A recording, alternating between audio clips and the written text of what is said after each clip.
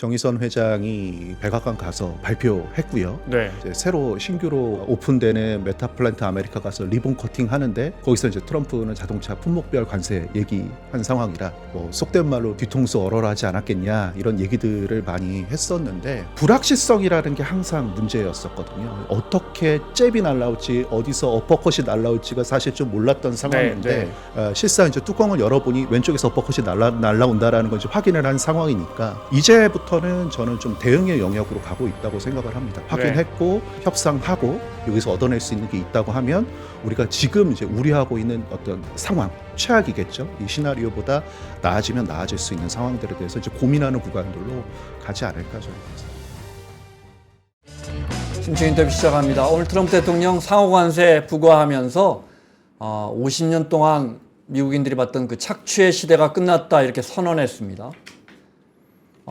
예를 들어 나이키 운동화 베트남에서 만들어서 미국 사람들이 저렴하게 신는 이런 구조였는데 자유무역이라는 게 미국 사람들이 어디서 어떻게 착취를 받았는지 잘 모르겠습니다. 네. 오늘 트럼프 대통령의 상호관세 부과로 2002년에 이제 중국이 WTO 가입하면서 시작됐던 글로벌 자유무역 시대가 심지어 저물었다. 뭐 이런 분석까지 나오는데 오늘 자동차 시장 그 중에서 좀 자세히 들여다보겠습니다. 현대자증권의 장문수 연구위원 자리했습니다. 어서 오세요. 안녕하십니까. 일단 관세율 정리 좀 할게요. 일단 25 상호관세 맞고 또 내일부터 자동차 품목별로 철강은 이미 발효된 것처럼 품목별로 25%또 맞는다 이런 우려 있었는데 그건 아닌 걸로 정리가 된 거죠? 네, 그렇죠. 기존에 부과됐었던 자동차에 대한 품목별 관세는 이번 뭐 상호관세에 대한 범주안에서는 뭐 이중으로 부과되지는 않는다라는 내용들에 대해서 확인은 된 상태고요. 그러다 보니까 오늘 뭐 시장, 뭐 주식시장을 저는 보는 사람이니까 시장 전체적으로 관세에 대한 충격들은 뭐 지수상에서 나타나기는 했지만 완성차 같은 경우 뭐 시장 대비 크게 뭐 낙폭을 보였다거나 그러지는 않았습니다. 그러니까 뭐 이렇게 표현하면 될까요? 최악은 면했다.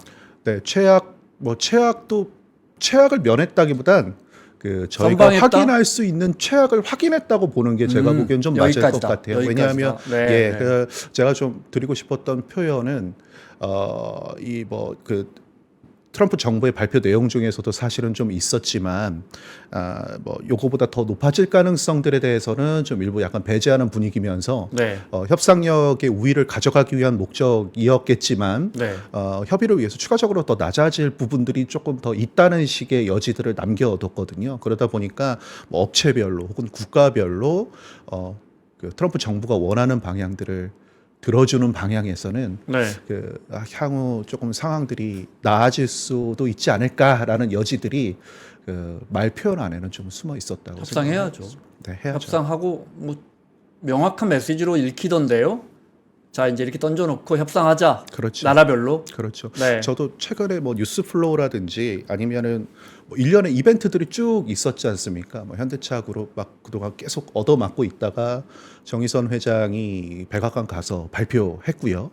그러고 나서 이제 새로 신규로 오픈되는 메타플랜트 아메리카 가서 리본 커팅 하는데 거기서 이제 트럼프는 자동차 품목별 관세 얘기한 상황이라 뭐 속된 말로 뒤통수 얼얼하지 않았겠냐 이런 얘기들을 많이 했었는데 글쎄요 이제 이 자동차 산업이 계속 불확실성이라는 게 항상 문제였었거든요. 어떻게 잽이 날라올지 어디서 어퍼컷이 날라올지가 사실 좀 몰랐던 상황인데 실상 이제 뚜껑을 열어보니 왼쪽에서 어퍼컷이 날라온다라는 걸 이제 확인을 한 상황이니까 그 어떤 측면에서는 충격을 받죠. 왜냐하면은 생각보다 뒤에 올 거라고 생각했고 생각보다 느슨해졌다고 약한 펀치가 날라올 거라고 생각을 했는데 생각보다 빠르고 예전에 생각했었던 그런 강한 펀치가 날라온다라는 걸 확인하는 순간엔 얼얼하고 충격을 받겠지만 이제부터는 저는 좀 대응의 영역으로 가고 있다고 생각을 합니다. 확인했고 말씀하신 대로 협상하고 여기서 얻어낼 수 있는 게 있다고 하면 우리가 지금 이제 우려하고 있는 어떤 상황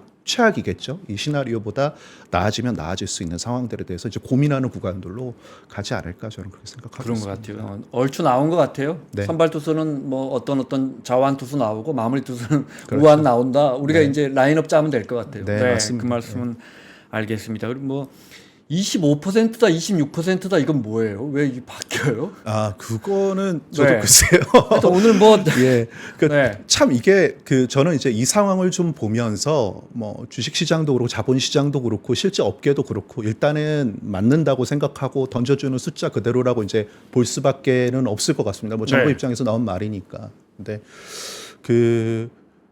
저는 오히려 이렇게 좀 생각을 했어요. 트럼프 입장에서는 이번이 이기고 이 상대방, 그러니까 뭐 거래 상대방인 각 국가나 산업들은 어떤 측면에서는 학습은 되어 있거든요. 트럼프 일기 때. 그러다 보니까 이미 학습이 된 상대방을 대상으로 본인이 이제 협상력을 가져가기 위해서는 보다 강도도 좀 높고 그럼요. 자기 네. 편도 최대한 많이 섭외를 하고 그다음에 내가 진짜 할 수 있다라는 걸 예전처럼 뭐 하다가 결국에 틀은 것이 아니라 끝까지 이제 밀어붙이는 것들에 대한 커뮤니케이션이 상당히 좀 많이 필요했을 거라고 생각을 합니다.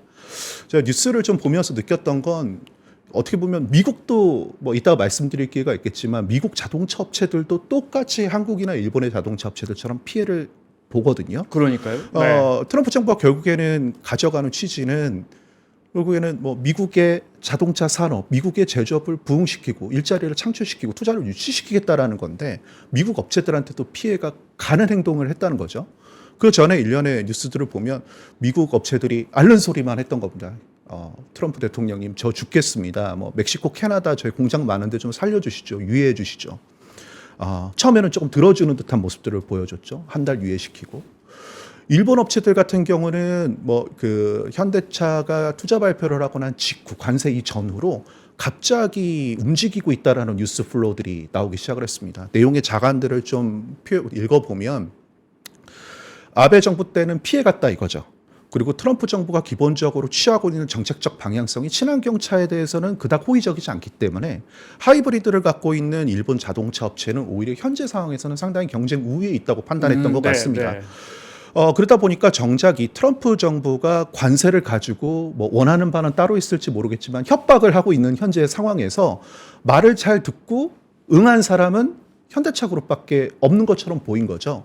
정작 내 말을 믿고 내 말을 따라와야 되는 GM, 포드 같은 업체들도 저 살려주십시오. 읍소만 하고 있고 일본 업체들도 움직이지 않고 있고 그러다 보니까 행여 미국 업체들한테 피해가 가는 것들이 충분히 인지됐을 거거든요. 그 전까지도 계속 통화를 하고 소통을 하고 있었다고 보도성 나오기 때문에 그 때문에 그래? 너희들이 현대차가 이렇게 공장을 미국에다 짓고 네. 있는데 너희들은 공장 하나도 미국으로 옮겨올 제스처를 안 하고 있는 게 말이 돼? 그러면 내가 무슨 힘이 실려서 일본이든 한국이든 찾아가서 관세 올릴 테니까 너 투자하고 일자리 창출시키라고 어떻게 얘기를 하겠냐라고 생각을 했을 것 같아요. 그러니까 제가 뉴스들을 쭉 보고 나면 그러다 보니까 이번에 좀 어떤 과감한 행보가 뭐 자동차에만 국한된 이슈는 물론 아니었지만 결국에는 2기의 정부를 지금 시작하는 트럼프 입장에선 협상력을 결국에는 가져가기 위한 어떤 포석으로 네. 좀 결단을 좀 내리는 모습들이지 않았었나. 그러다 보니까 급하고 정리도 덜 됐지만 네. 과감하고 강력하게 표현을 하는 과정들이 있어서 뭐 좀 정리가 명확했을까 저는 오히려 또 싶거든요. 25%, 26%도 사실 그런 부분들 중에 하나였지 않았을까 네. 생각을 하고 그래서 있습니다. 우리 연합뉴스가 워싱턴에서 물어봤나 봐요. 몇 퍼센트가 맞느냐? 25가 네. 맞냐? 26%가 맞다. 이렇게 기사는 나오고 있는 것 같습니다. 무슨 반올림을 한 건지 우리로서는 알 수가 없습니다. 네. 알 수가 없습니다. 네. 이시바 총리 뒤통수 좀 맞은 느낌일 거예요. 가서 열심히 그렇죠. 신이 살린 남자라고 막 이야기 열심히 하고 왔는데. 네.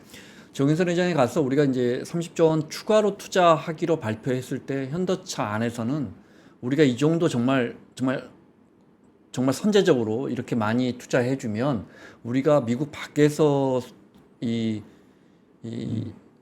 미국으로 수출하는 대미 수출량은 어느 정도 혜택을 줄 거라는 기대감이 있었을까요? 저는 쉽지 않았을 것 같은데요. 글쎄요. 근데 이제 그랬으니까 우리 언론이 근데 제가 조금 뒤통수 맞은 거 아니냐 이런 분석이 나온 거거든요.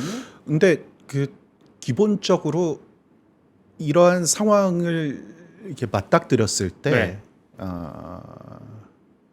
제가 뭐 감히 생각을 해보자면 기업 입장에서 취할 수 있는 최선의 방법이었을 수밖에 없었다는 생각도 조금 듭니다. 네, 네.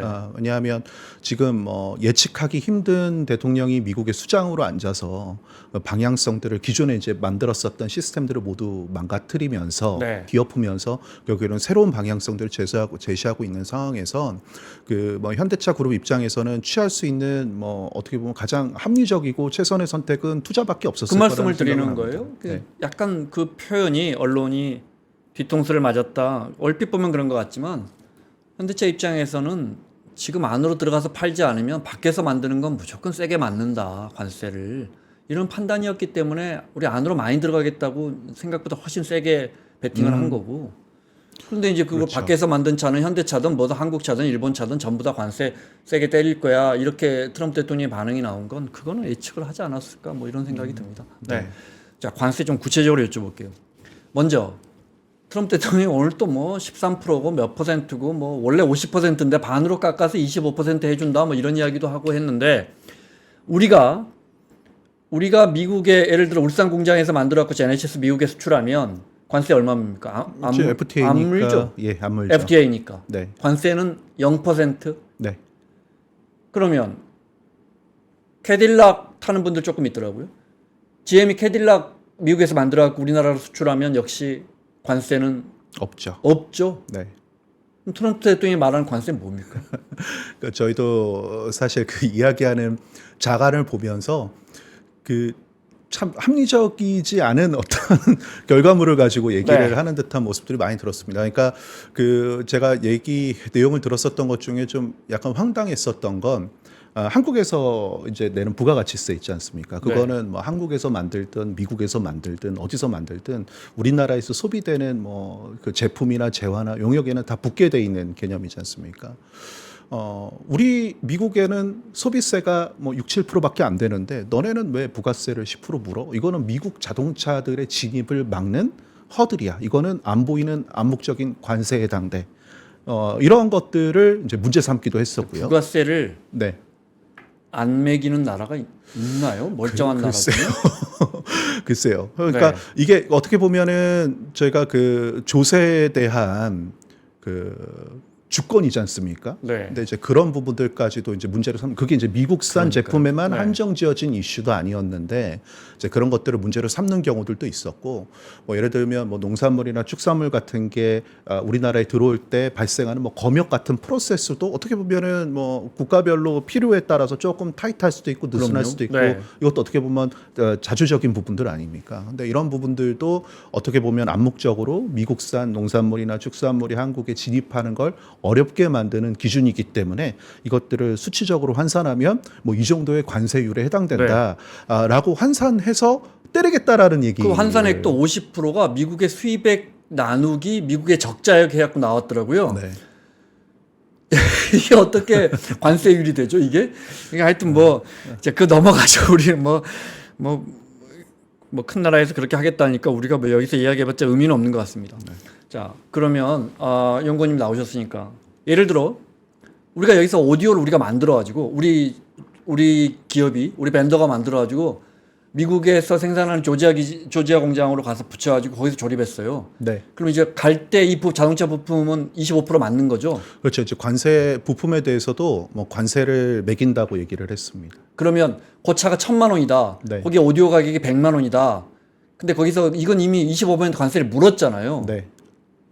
근데 그 안에서 관세는 무관세니까. 만약에 우리가 멕시코로 갔다가 멕시코 기아 공장에서 이렇게 가면 그 더블로 이게 아니면 그건 빼줍니까? 전자차 값에서? 그래서 이제 부품의 원산지라든지 이런 부분들을 다 고려해서 원재료에 네. 대한 원산지들을 고려해서 결국에는 이제 뭐 관세안에 반영하겠다라는 얘기들을 그래서 그럼 차 하나 수출할 때 예를 들어 제네시스 무슨 모델이다 그러면 그 안에 그 원산지 품목이 다 나오고 그 안에 그 세율이 다 따로 결정되는 겁니까? 그게 뭐 최종적으로 얼마율 이상을 기준으로 뭐 네. 넘어가면 대상이 되고 뭐 아니고 뭐 이렇게 저는 알고 있습니다. 네. 네. 그 왜 여쭤봤냐면 그렇게 된다면 현대 기아차 입장에서는 또 가급적 부품도 미국 안에서 조달하려고 하겠네요. 그렇죠. 기본적으로 특별한 사항이 아니라면 뭐 기술적으로라든지 뭐 밸류체인이 제대로 자립이 돼 있지 않은 경우들을 제외하면 현지화율을 좀 높이려고 하는 건 기본적으로 뭐 취하는 전략이기는 합니다. 자동차 산업 아니더라도 자동차에 네. 워낙 거대한 부품 네. 산업이지만 그건 부품이 당연한 2만 이야기고요. 개가 넘기 때문에 네. 정말 이제 단가적인 측면에서 뭐 한국에서도 예전에 코로나 때 중국에서 와이어 하네스라고 하는 전선들은 워낙 그 공임이 어떻게 보면 많이 들어갈 수 있는 부분들이라 인건비가 적은 뭐 중국 같은 데서 물건을 사다가 저희들이 뭐 끼는 경우들이 있었는데 네. 배가 못 들어오고 막히니까 뭐 갑자기 공장 라인 다 서고 그런 경우들이 있었거든요. 그랬죠. 이게 부품 2만 개가 적시에 들어가서 차량 한 대를 조립해야 되는 상황임을 생각을 해보면 리드 타임이 늦어지거나 빨라지거나 하는 거에 따라서 생산에 영향을 줄 수 있기 때문에 뭐 가능하다면 뭐 현지화 시키는 것들이 그 우리나라에 있는 전략적으로- 현대 기아차 벤더들 중에 네. 부품사 중에 상장사가 몇 개나 있습니다. 대략 제가 개수를 세보지는 않았는데 대략 네. 최소 10여 개, 20여 개는 되겠죠. 그거 훨씬 넘죠. 훨씬 많습니까? 네. 네. 그분들한테는 분명한 악재네요. 근데 공장들도 현지화되어 있는 경우들이 사실은 좀 있습니다. 이미 나가 있어서. 네, 그러다 보니까 네. 이제 생산에 대한 얼로케이션, 그러니까 분배에 대한 문제들을 또 어떻게 할 건지를 이제 앞으로 좀 찾아보는 게 네.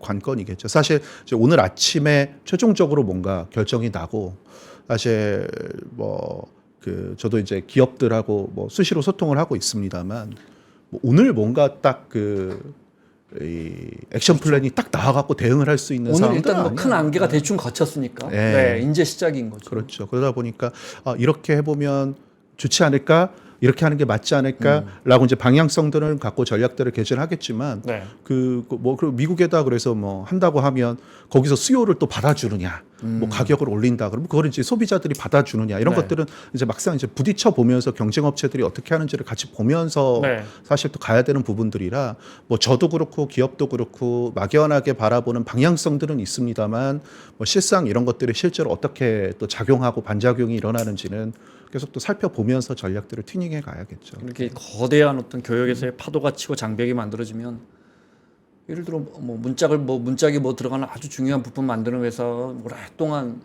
현대차, 기아차 거래했는데 현대 입장에서는 조지아에 엘라바마에 만들다 보니까 거기서 계속 만들다 보니까 어라 멕시코에서 온 이게 더 싸네.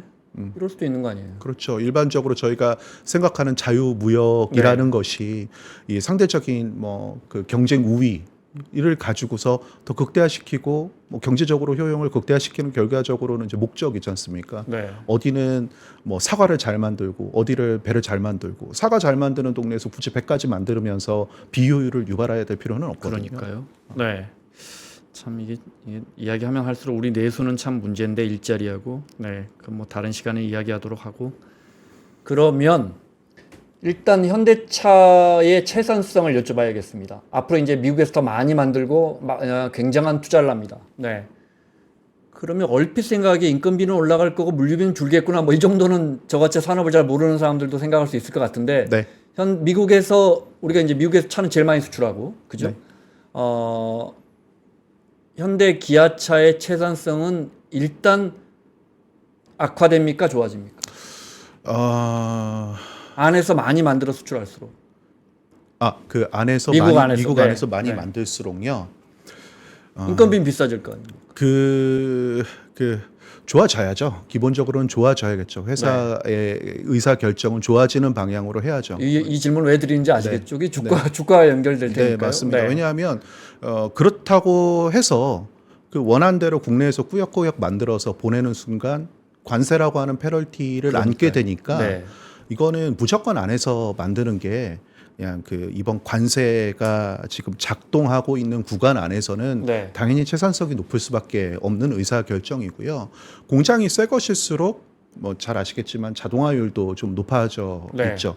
그러니까 새로운 공장이 들어간다는 건 고용을 창출합니다. 네. 근데 기존의 고용이 잡혀져 있는 것들을 줄이는 건 상당히 어려운 일이지만 자동화율이 높은 공장을 신규로 진입시키는 건 사실 받아들이는 입장에서는 환호할 일이거든요. 네. 그러다 보니까 상대적으로 효율성이라고 그래야 될까요? 그런 비용에 대한 효율성들이 상대적으로 가장 정점에 달해 있는 라인들이 이번 공장에 들어갔을 거라고 네. 좀 생각은 됩니다. 인건비 같은 건 자동화로서 그렇죠. 이제 상당 부분 만회할 수 있다. 그렇죠. 몇몇 라인들을 제외하면, 그러니까 저도 이제 국내에 있는 공장들, 뭐 최근에 지어진 공장들을 가보면 실제로 근로자들이 많이 구분하지 않습니다. 그러겠죠. 그렇죠. 네. 왜냐하면 상당히 많은 부분들이 우리나라가 또 로봇의 집약도가 가장 높은 국가이기도 하고, 네. 그다음에 자동차 산업이 그 로봇을 가장 많이 수용하고 있는 산업군이기도 하고요. 네. 상당히 이제 비용도 많이 들어가는, 고정비가 많이 들어가는 산업이기 때문에 네. 노동 집약적인 부분들을 가급적이면은 해소할 수 있는 방법, 그러니까 반복적이고 위험하고 어려운 업무들은 로봇들이 자동화시키는 것들이 상당 부분 산업 안에는 사실 들어와 있는 상태입니다. 미국 같은 경우도 뭐 엔진 공장이라든지 변속기 공장 같이 상당히 초정밀을 요하고 오차가 없고 이런 네. 공장들은 자동화율이 상당히 좀 많이 진행돼 있고요. 그 뭐라 그럴까요? 좀 비정형화된 업무들. 그러니까 예를 들어서 갑자기 요 때는 요 부품을 넣고 나사를 줘야 되는데 다음 차는 뭐 옵션이 채용되지 않아서 나사를 조이지 않거나. 그건 사람이. 그렇죠. 그거는 사람이 어쩔 수 없이 해야죠. 그것만 사람이. 그렇죠. 거의 그쪽에 페인팅하거나 아니면은 뭐 무거운 것들을 차체 위에다 얹거나 아니면은 아주 정밀한 부품들을 반복적으로 생산해야 되는 부분들은 네. 자동화율이 상당히 많이 진행되어 있는 상황입니다.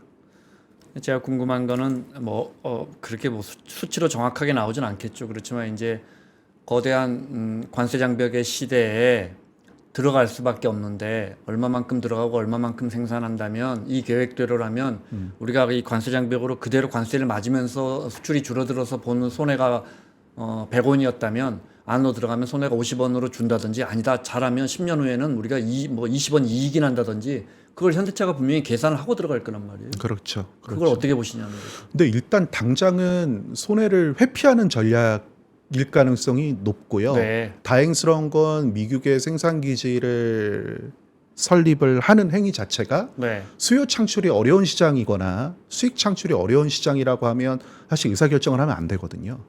근데 지금 미국은 글로벌 전체적으로 봤을 때 돈을 벌어다 주는 몇 안 되는 시장 중에 하나입니다. 그럼요. 네, 네. 가장 어떻게 보면 현대차뿐만 아니라 대다수의 완성차 업체들이 상당히 많은 부분에 대한 이익을 그쪽에 의존하고 있기 때문에 뭐 장기적으로 이 시장에서 역할을 계속 가져가겠다고 한다면 이런 의사결정들은 할 수 있다고 저는 생각을 하고 있습니다.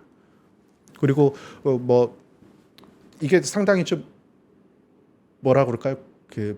간접적인 효과들까지 저희가 다 네. 노려야 되는 부분들이기 때문에 좀 약간 좀 복잡한 얘기일 수도 있겠습니다만 일반적으로 이제 관세가 높아지면 투자를 하겠다고 얘기를 뭐 어느 구간에는 하겠지만 투자를 한다고 결정을 한다고 해서 다음 날부터 공장 가동을 할 수 있는 건 아니거든요. 네. 물리적으로 시간이 필요합니다. 물리적으로 시간이 필요하고요. 그러면 그 시간 동안에 이 시장을 놓치지 않으려면 일부 관세를 물어가면서도 시장의 차량을 풀어야 되는 행동들을 기업들은 이제 선택을 해야 되는데, 그럼 이것들을 어떻게 과연 이제 손익의 충격을 최소화시키기 위해서 할 것이냐라고 보면 일반적으로 가격 인상을 하는 게 불가피한 상황이거든요.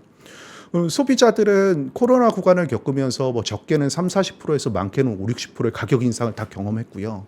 금리도 이미 충분히 높아져 있는 상태이기 때문에 현금 일시납으로 구매를 하시지 않는 분들이 대다수인 부분들 고민을 해보면 금융비용까지 사실 좀 많이 물면서 차량을 구매하고 있습니다. 금리도 높고 차 가격도 높아요.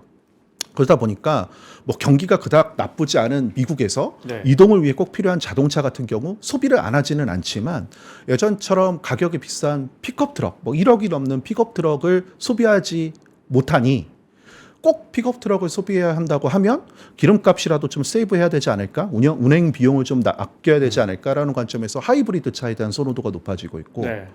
픽업 트럭은 꼭 나한테는 좀 과할 수도 있다. 가격적인 측면에서, 비용적인 측면에서. 그러면 조금 작은 차를 구매해 볼까? 그래서 조금 작은 사이즈의 SUV나 네. 아니면 세단에 대한 수요들이 최근에 높아지는 게 좀 구조적으로 나타나고 있거든요. 작년부터. 네.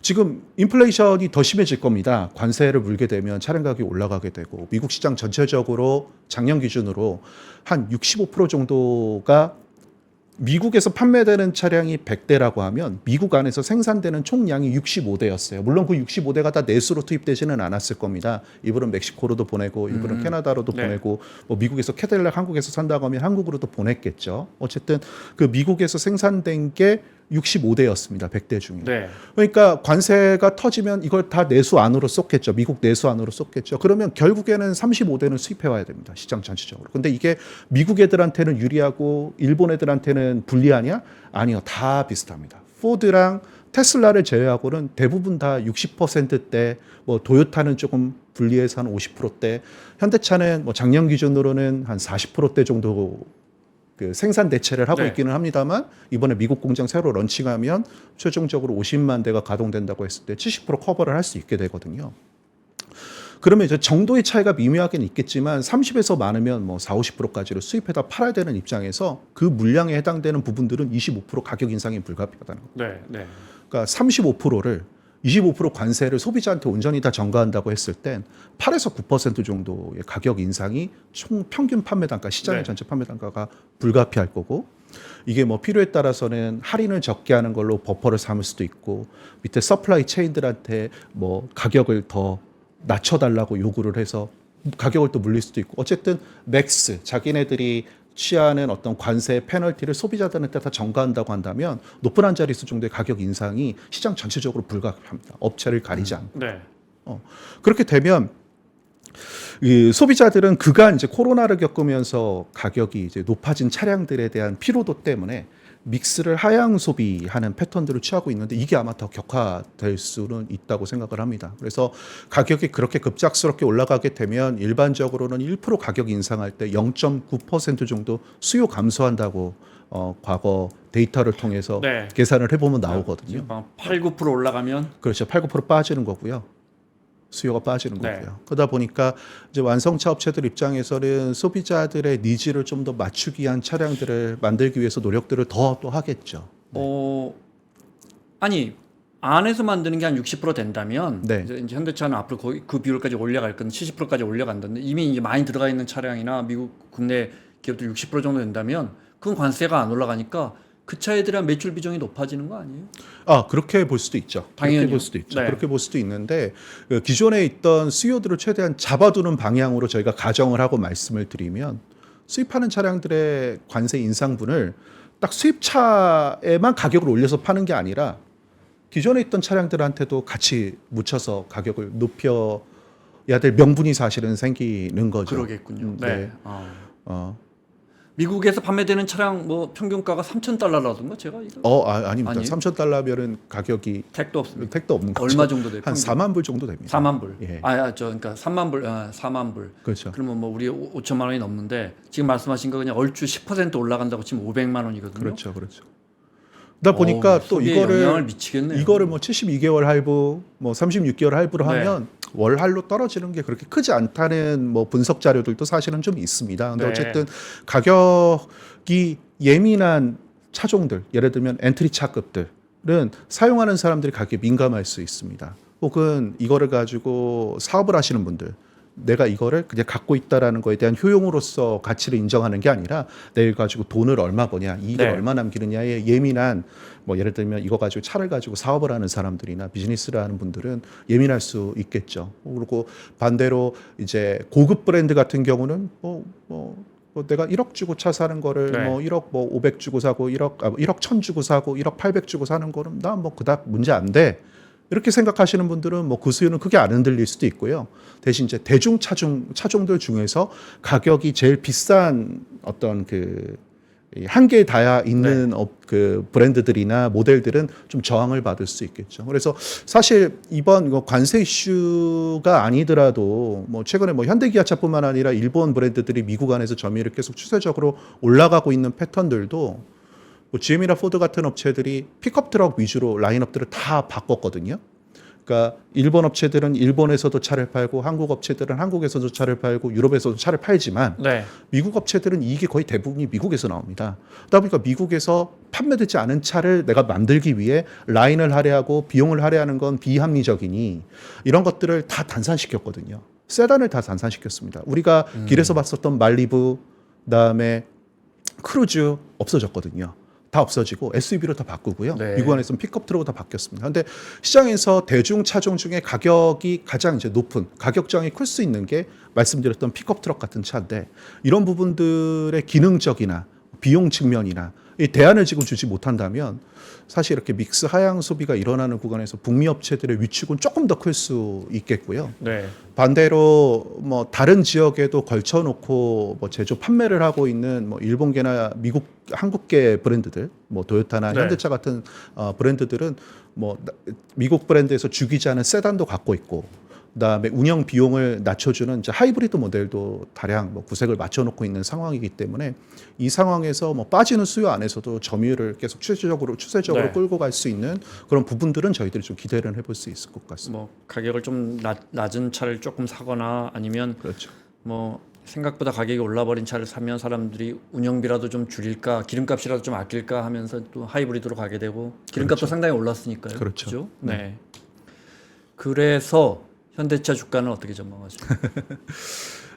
저도 이제 은연중에 말씀을 좀 드리기는 했지만 거대한 파도가 쳤거든요. 네, 파도가 쳤고 저희가 생각보다 조금 느슨할 줄 알았고 조금 늦게 올 줄 알았던 게 생각보다 빨리 그러네요. 처음에 생각했던 최악의 강도로 저희들을 때려버렸어요. 그러다 보니까 사실 시장도 그렇고 자동차 주가도 그렇고 그간 이제 좀 올랐었던 것들을 대부분 다 반납했는데 뭐 조금 뒤집어서 보면 지금까지 저희가 논의했었던 어떤 수치들, 관세 최고로 많이 때리면 20%, 25% 때릴 거라고 얘기했던 것을 더 넘어가지는 않았거든요. 지금까지 얘기했었던 최악의 시나리오를 다시 한번 확인하고 확정 지은 거거든요. 주가도 보시면은 그 자리에서 더 추세적으로 흘러내렸다기보단 그간 보여주었었던 주가 바닥에 다시 좀 돌아온 모습들을 보입니다. 그러다 보니 지금 상황은 어떻게 보면 충격의 영역이고 그 충격을 받을 수 있는 어떻게 보면 한계까지 주가는 지금 반영해 있는 모습이라고 생각을 하고요.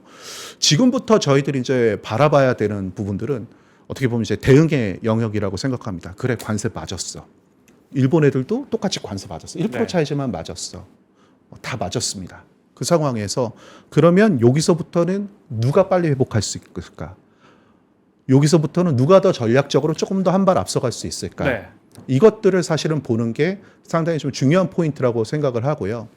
아까 제가 이제 서두에서도 말씀드렸지만 일본 업체들이 뭐 아베 때 이 트럼프 일기의 어떤 공격들을 다 회피했었고 지금 상황이 자기들한테 그닥 불리하지 않은 상황이라고 생각하면서 현재 상황들 좀 방관하는 태도들을 보였는데 공장을 짓겠다고 의사결정을 하는 게 생각보다 쉬운 건 아닙니다. 왜냐하면 어느 주에다가 어느 부지에다 할지도 다 따져봐야 되고 협상도 해야 되고요. 네. 그래서 이제 공장 부지를 정하면 부품사들 누구 따라올지도 다 섭외해야 되고요.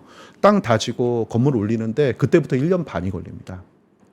그러다 보면 일본이 뭐 빨라서 이번 하반기 때 의사결정을 해서 공장을 늘리겠다고 결정을 하더라도 어떻게 보면 2년 뒤, 3년 뒤에 어떻게 보면 관세로부터 회피할 수 있는 현지 생산분이 처음으로 이제 나오는 구간들을 확인할 수 있겠죠. 근데 현대차 입장에서는 의도했던 부분들은 아니었을 겁니다만 미국의 전기차 전용 공장의 런칭이 뒤통수를 맞았다고 얘기했던 그날 마침 있었고, 그러면 다른 업체들보다도 사실 제일 먼저 미국의 새로운 신공장들을 가지고서 관세로부터 자유로운 제품들을 쏟아낼 수 있는 준비가 끝난 상태가 되는 거거든요. 의도했던 건 아닐 겁니다. 하지만 이런 부분들이 어떻게 보면은 이제 트럼프가 강도 높게 자기들이 협상력을 가져가려고 발악을 하고 있는 구간에서 좋은 협상의 카드로 지금 활용도 되고 있을 거라고 좀 저희 뭐 지금은 아니지만 뭐 그렇게 또 볼 수도 있고, 이런 부분들이 이제 향후의 방향성들을 놓고 봤을 때는 저희는 조금 의미 있게 볼 수 있는 부분들이지 않을까 생각을 하고 있습니다. 예를 들어 쉽게 말해 일본 차, 우리 뭐 가장 경쟁하는 차니까 일본 차들이 많이 들어오기 전에 이미 우리가 선점해서 들어가고 메타플랜트 뭐 아메리카 이건가요? 그렇죠. 이미 이런 전기차 라인이 완공이 됐으니까 우리가 미국 안에서 먼저 선점해서 팔 수 있는 기반은 조금 더 유리하다 이 말씀이시죠? 그럴 수도 있죠. 왜냐하면 가격적으로 유리합니다. 왜냐하면 뭐 일본 애들이 굳이 자기 점유율을 지키기 위해서 팔겠다면 관세를 소비자들한테 전가하지 않고 마진을 훼손하면서 팔아야 될 것 아닙니까? 아니면은 이거를 소비자들한테 전가를 하겠다고 하면 현재 공장이 상대적으로 부족한 도요타는 더 많이 올려야 기존 수익을 유지할 수 있을 테니까 얘네들이 취할 수 있는 가격 전략 자체는 되게 좁다고 볼 수 있는 거고요. 반대로 현대차 같은 경우는 지금까지는 불리했을지언정 신규 공장 가동되는 것들을 감안하면 빨리 램프업을 시켜서 가동률을 정상화시킨다고 전제를 했을 땐 뭐 과거의 현대차나 주변에 있는 다른 경쟁 업체들의 준하거나 아니면 그보다 더 좋은 가격 경쟁력을 갖추게 되는 셈이 되니까요. 무슨 말씀인지 알겠습니다. 예를 들어 도요타하고만 현대차하고만 딱 이렇게 수평 비교를 하면 미국 내에서 판매되는 차의 미국 내 제조율이 얼마나 됩니까? 현대차는 작년까지 기준으로는 한 40%대였고요. 그걸 70%까지 올리겠다. 네, 그거를 그 이번에 서베너 공장이 30만 대로 개소를 했는데 네. 이번에 50만 대로 늘리는 투자가 이번 30조 투자 안에 들어가 있었거든요. 그래서 50만 대까지 올린다고 하면 최대 70%대까지 생산 대체율이 높아지게 되고요. 도요타 같은 경우는 작년 기준 50%대 중반입니다. 그러면 연구원님 말씀처럼 우리가 먼저 들어가서 많이 이 관세를 피해갈 수 있는 게 일단은 좀 시간을 벌고 먼저 들어가서 많이 생산한다고 했는데 우리는 40%고 도요타는 50%면 도요타가 더 유리한 거 아니에요? 지금까지는 유리했지만 네. 제가 말씀드리는 건 공장이 가동이 올라갈수록 이제 우리가 문영 공장이 거대한 공장이 문을 그렇죠. 열었으니까. 이제 열었으니까요. 지금 참고로 현대차, 기아차가 합쳐서 150만 대, 170만 대, 160만 대, 170만 대 이렇게 팔고 있거든요. 그렇다면서요. 현대차가 30만 대 공장을 갖고 있었고 과거에 기아차가 30만 대 공장을 갖고 있었는데 이게 뭐 주 5일 2교대로 했을 때 30만 된 거지 뭐 좀 특근 좀 하고 주말 근무하고 수요에서 조금 약간 더 열심히 일을 하면 40만 대씩 찍어내는 거의 40만 대씩 찍어내는 공장이거든요. 그래서 뭐 제가 보통 30만 대 공장입니다라고 얘기를 해도 실상 찍어내는 거는 한 30% 정도 초과해서 생산을 해낼 수가 있습니다. 네. 지금 현재 새로 개소된 게 30만 대짜리 공장이니까 그냥 디자인된 생산 능력만 가지고만 보면 30짜리 공장이 세대가 되는 건데 이게 20만 대 추가로 더 늘린다고 얘기했으니 30, 30, 50해서 110만 대 공장이 되는 거고요. 이거를 이제 최대한 끌어내서 생산을 하겠다고 하면 요게 30%의 생산을 추가로 할 수 있게 되니 그럼 거의 한 150만 대 육박하는 생산까지도 가능하다면 할 수 있는 거죠. 산술적으로는. 그건 알겠습니다.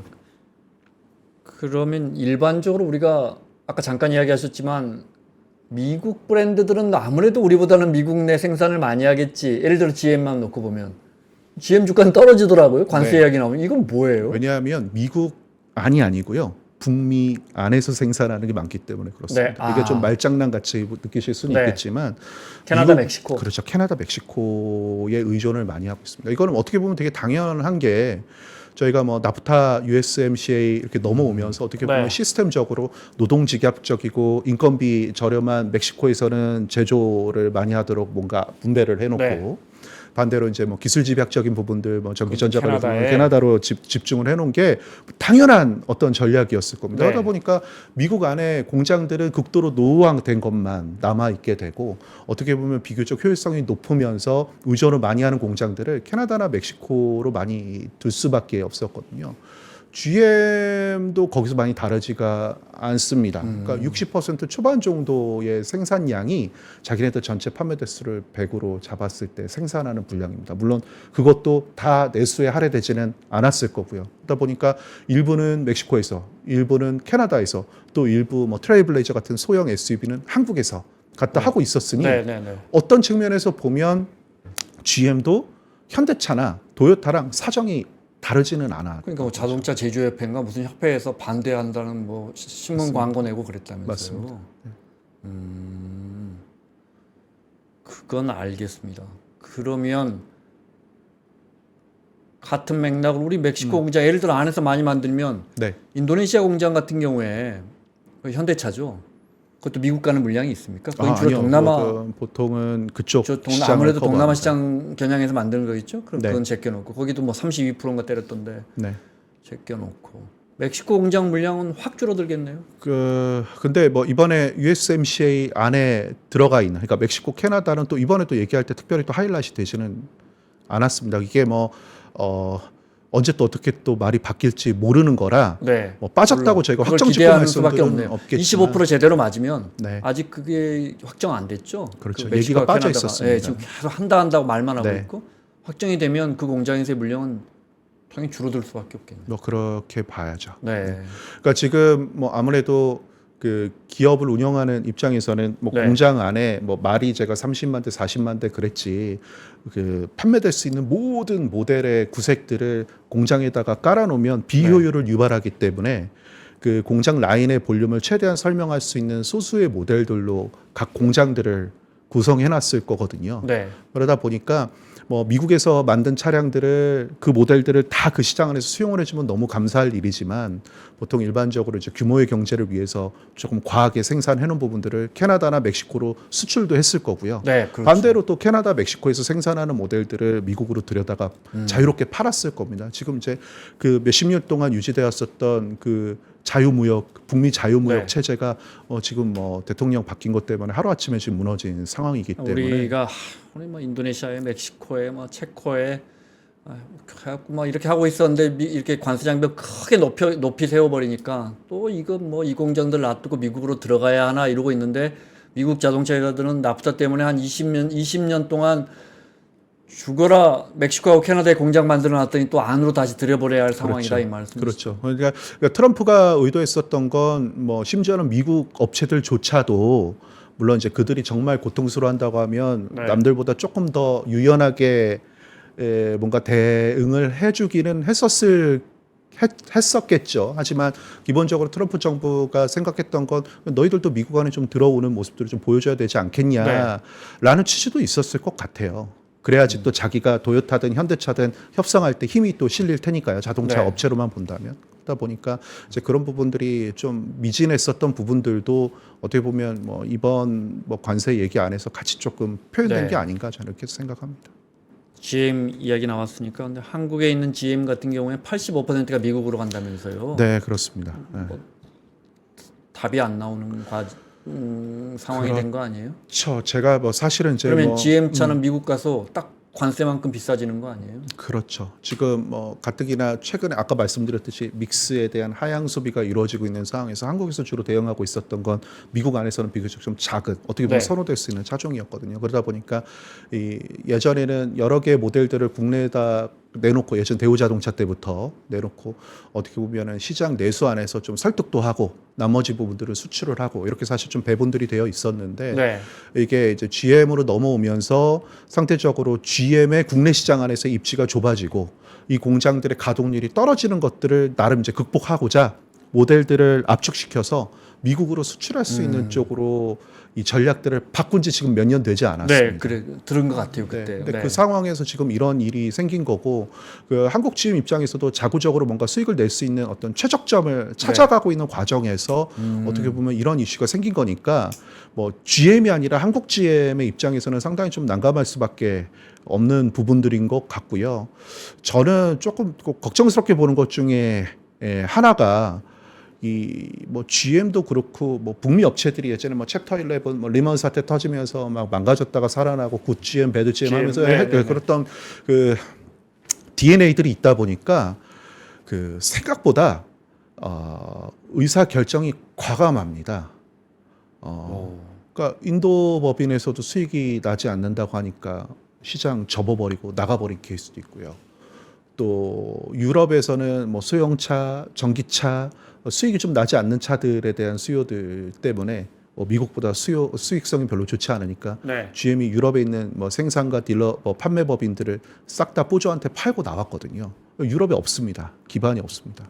그러다 보니까 생각보다 이제 수익성을 목적으로 과감한 의사결정들을 사실 좀 많이 해왔던 부분들이 그간 기업 경영을 해오는 과정 속에서 보여지다 보니까 아마 국내 GM 쪽 서플라이 체인들이나 뭐 GM, 한국 GM에서 근무하고 계신 분들 입장에서는 조금 더 약간 예민하게 이 상황을 좀 보고 계실 수도 있겠다 이런 생각도 좀 저는 들고 뭐 있습니다. 나가서 생산하는 우리 그래서 미국 사람 뭐 멕시코 사람 고용하는 우리 차보다 안에 들어와 있는 우리 한국 사람 고용하는 외국 브랜드가 저는 더 훨씬 우리 경제에 이롭다고 생각을 하니까 이런 부분 참 우리 그렇죠. 정부도 좀 이런 부분에 뭐 정부가 대책 내놓는다고 하니까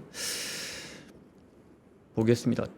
다른 조건 다 빼고 테슬라는 어떻습니까? 이번 관세 트럼프 대통령의 네. 관세 조치에 테슬라는 유리해집니까? 불리해집니까? 일단 그 트럼프라고 하는 말이 들어오는 순간 양날의 검이 돼 버립니다. 그렇죠. 그렇죠. 네. 트럼프 때문에 나는 싫어. 라고 이제 소비자들이 좀 불만을 제기하고 있는 움직임들이 사실 그간 있었고 네. 또 반대로는 미국 안에서 그 판매되는 물량보다 생산량이 많은 브랜드가 테슬라입니다. 그러다 보니까 단순히 이 시장 소비자들의 수요에 이게 이슈가 없다고 하면 가장 네. 크게 혜택을 보는 거는 역설적이게도 테슬라죠. 예. 그런데 이제 중국이나 EU 같은 데서도 보복 관세를 때리면 네. 유럽에도 공장 근데 있고 중국 건 중국에서 중국에서 만드는구나. 만들죠. 네. 예. 다만 이제 그렇게 해서 보복 관세를 때려버리면 중국 안에서 이제 미국 브랜드인 테슬라를 비선호하는 심리들이 좀 많아질 수는 있겠죠. 그래서 현지 안에서 소화되지 않는 물량들을 이제 네. 어디로 들지 돌릴 것인가에 대한 부분들이 조금 뭐 고민스러울 것 같기는 합니다. 그러니까 테슬라나 지금 뭐 이제 특히 뭐 민주당 지지자들 이런 분들은 저 머스크나 트럼프 대통령에 대한 이런 반감 때문에 소비 뭐 불매 운동까지도 하고 뭐 이러나 뭐 나 이거 머스크 미치기 전에 산 거야 스티커 붙이고 다닌다 하지만 그런 심리적인 그런 뭐 여론의 동향 빼고는 기술적으로는 이번 기술적으로는, 관세로 테슬라는 유리하면 유리했지 불리해지지 그렇죠. 않는다. 유리한 방향으로 가겠죠. 그러니까는 그 소비 심리에 영향을 미치는 영역을 차치하고 본다면 네. 지금 현재 뭐 모델 체인지도 지금 앞두고 있는 상황이기 때문에 네. 대기하고 있는 부분들도 분명히 있을 거거든요. 그러니까 테슬라가 싫어서 안 사는 사람들도 있겠지만 네. 곧 새 차가 나오는데 굳이 먼저 소비해야 될 필요는 없는 겁니다. 그러다 보니까 이런 차량들을 대기하고 있는 심리들도 저희가 좀 복합적으로 지금 현재의 판매 상황 속에서 좀 나타나고 있는 것 같아요. 그러다 네. 보니까 지금 오히려 미국에서 전기차는 잘 팔리고 있거든요. 잘 팔리고 있습니다. 왜냐하면 트럼프가 보조금을 없앨 수 있다라는 공포 심리들이 있다 보니까 네. 사전에 소비를 좀 해야 되는 거 아니냐. 그래요? 그러다 네. 보니까 전기차 판매가 늘고 있는데 그 늘어나는 수요가 안타깝게도 이제 테슬라 입장에서 테슬라한테 쏠리고 있지는 못하는 상황입니다. 당연히 이제 새 모델이 나오기 전이기도 할 거고요. 저는 이쪽에 무게를 조금 더 두고 보고 있기는 한데 뭐 언론상으로는 판매 감소되는 거랑 정치적인 이슈를 또 결부시켜서 트럼프에 대한 반감, 그 일론 머스크에 대한 반감이 이 테슬라 차량에 대한 소비 심리 영향을 주고 있다라는 취지의 보도들이 또 많이 이어지지 그래요? 않습니까? 네. 그러다 보니까 이제 뭐 그런 부분들을 좀 자극적으로 다루기 좋아하는 매체들에서는 또 그런 얘기들이 나오는 게 그럼 참 판매 영향이라고 참 모를 것 같아요. 네. 사람이 어떤 사람 싫어하고 이런 것도 굉장히 강하지만 그렇다고 그것이 또 자기 구매 패턴으로 이어질 수도 있고 테슬라에서 또 예쁜 거 만들어 놓으면 머스크 아무리 싫어도 예쁘고 그렇죠. 좋은 차 나오면 사는 게 소비자 심리라 그런 건 잘 그렇죠. 모르겠습니다. 그래서 주가는 보면 이제 그 도지에서 이제 트럼프가 나올 수 있다라는 얘기 때문에 머스크가 나올 수 있다라는 이슈 때문에 그래서 테슬라 주가는 오히려 뭐 반등하고 이런 네. 것도 참 재미있는 거죠. 예. 네. 테슬라가 상당히 이번 관세 장벽으로 영향을 받을 거라 했는데 그렇지는 않는 거군요. 그렇지는 않을 거라고 그냥 보신다. 수치상으로만 보면 네. 피해를 보지 않는 걸로 나옵니다. 네. 한 석 달 동안 한 30% 넘게 떨어졌죠. 그렇죠. 네. 지금 주가도 많이 떨어진 상태라서, 네. 유럽 자동차들은 어떻게 보십니까? 유럽은 일단 상호 관세는 20% 정도 매겼더라고요. 네. 그러니까 이게 마치 이제 한국 자동차가 일본에서 점유율이 없고 일본 자동차가 한국에서 점유율이 크지 않은 것처럼 재미있게 미국과 유럽도 서로 그 각 시장에 영향을 크게 주지 않고 있습니다.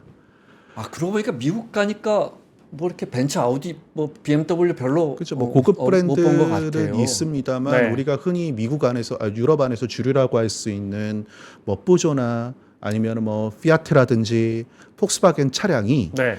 미국 안에서 크게 많이 돌아다니고 있지 않고요. 반대로 미국 GM은 아까 말씀드린 대로 유럽 시장에서 철수를 했고 뭐 포드 정도만 뭐 유럽에서 일부 판매를 좀 하고 있는데 뭐 대체로 미국 시장과 유럽 시장을 서로의 브랜드들이 서로 간섭하고 있지는 않기 때문에 실상 이제 자동차 산업의 입장으로 봤을 때 네. 유럽 업체들의 뭐 피해가 미국 시장 안에서 좀 커진다라고 단정 짓기는 좀 쉽지는 않습니다. 다만 네. 이제 유럽 업체에 대한 질문을 주셨으니까 유럽 업체들은 쉽지는 않은 상황인 거는 분명합니다. 왜냐하면 아까도 말씀드렸듯이 그 자동차 시장에서 가장 큰 시장이 중국, 미국, 유럽 이 세 개의 네. 시장인데 그 미국 업체들은 미국하고 중국에서 사업을 열심히 할 거고요.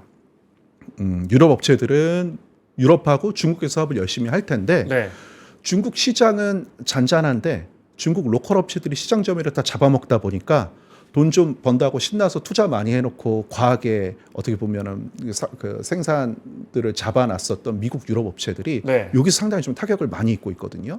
근데 다만 이렇게 중국에서 타격을 입는 이 양 업체들이 미국 업체들 같은 경우는 미국에서 그동안 상세를 해왔기 때문에 뭐 손익이라든지 뭐 주가라든지 이런 데 상대적으로 좀 방어할 수 있을 만한 요소들이 좀 많았다면 유럽 업체들은 중국에서도 터지고 관세가 중국산 전기차에 대한 관세가 있기 전에는 유럽 안에서도 터지고 네. 그러다 보니까 뭐 속된 말로 양쪽에서 다 터져버린 꼴이 됐습니다. 그러다 보니까 네. 유럽 업체들은 입지만 위축되고 쉽지 않은 상황들이었죠 지금까지.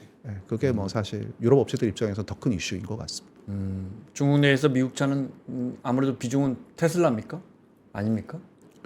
네, 중국 내에서 팔리는 미국 차 비중 중에 제일 비중이 큰 GM GM 이 크고요. 훨씬 많습니까? 예, 테슬라도 네. 크고요. 예, 예. 아. 그 폭스바겐 GM이 사실 점유율 기준으로는 가장 높았던 브랜드들인데 중국 로컬 자동차들이 뭐 친환경차 기준이기는 합니다만 점유율이 50%를 이제는 넘어가 버렸습니다. 꾸준히 잠식을 해서 그러다 보니까는 기존에 대다수의 상당히 중요한 입지를 갖고 있었던 소위 말해 글로벌 완성차 업체들의 입지는 역으로 계속해서 좀 줄어드는 상황이 됐고 반대로 이제 중국 로컬 업체들이 뭐 디자인이나 품질이나 시장 안에서 요구하는 어떤 자율주행에 대한 네. 어떤 효용성이나 그다음에 뭐 배터리라든지 전기차에 대한 보조금도 자기들만 이제 수혜를 받다 보니까 이런 뭐 전체적인 어떤 정책적인 수혜 소비자들에 대한 어떤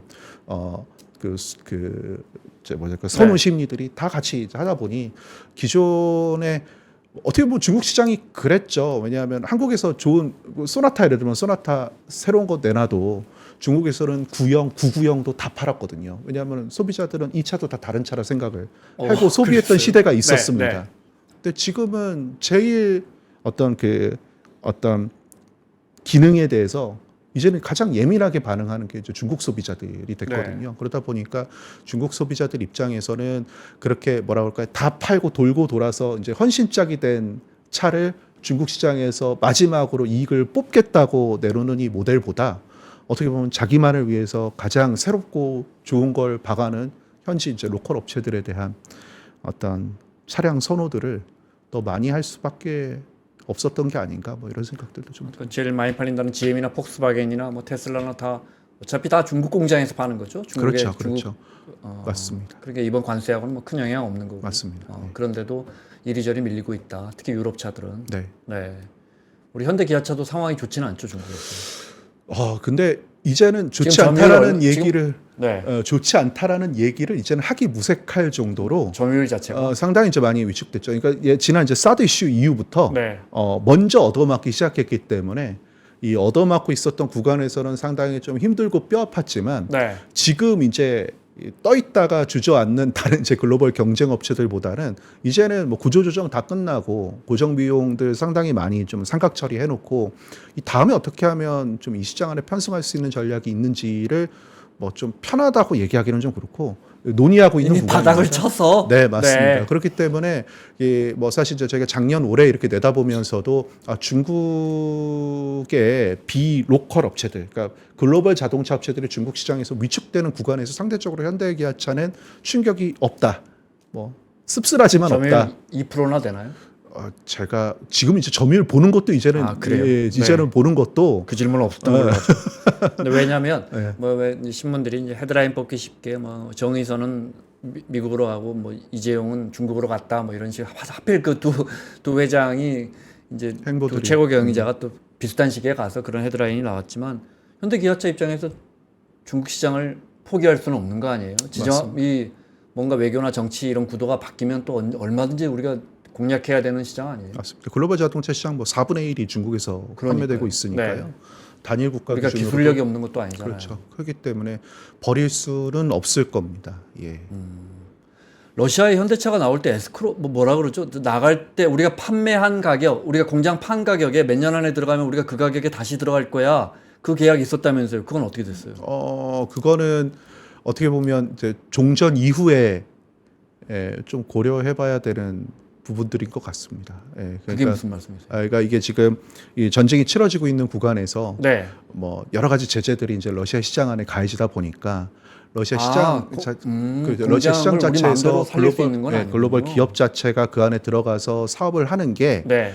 밖에서도 영업하기 쉽지 않고 안에서도 영업을 해서 뭔가 좀 자유롭게 뭔가 물건들이나 이 자금들이 오갈 수 있는 상황들이 아니었기 때문에 네. 모든 자동차 업체들이 그랬듯이 그 시장을 이제 드랍하고 나오는 상황들이었는데 뭐 이것들이 영속적으로 그러니까 이거를 이제 퇴거한 이후에 저렇게 재진입하지 전쟁 않은- 끝나고는 네. 다시 들어갈 생각이 있거나 또는 반드시 다시 들어가야 하거나 또 기술적으로 다시 들어갈 수 있습니까? 그러니까 그 공장에? 조건이 있는 거죠. 그러니까 네. 내가 이거를 일정 시점이 지난 이후에 그판 가격으로 다시 되살 수 있다라는 조건을 남겨둔 건 남겨둔 거 만약에 네. 그 기간이 도래했을 때 종전도 되어 있고 이제 그 다국적 기업들이 러시아 시장 안에 들어가서 새롭게 영업을 해도 문제가 없는 환경이라는 전제하에 네. 내가 들어갈 수 있는 옵션을 쥐고 있는 개념이기 때문에 네. 뭐 제 진입에 대한 부분들은 상황에 따라서 달라질 수 있겠지만 다 팔고 나온 기업들보다는 옵션 하나를 더 쥐고 있다고 이해하시는 게 제가 보기엔 맞는. 네, 알겠습니다. 시간이 거의 다 됐는데 중요한 질문을 제가 너무 늦게 드리네요.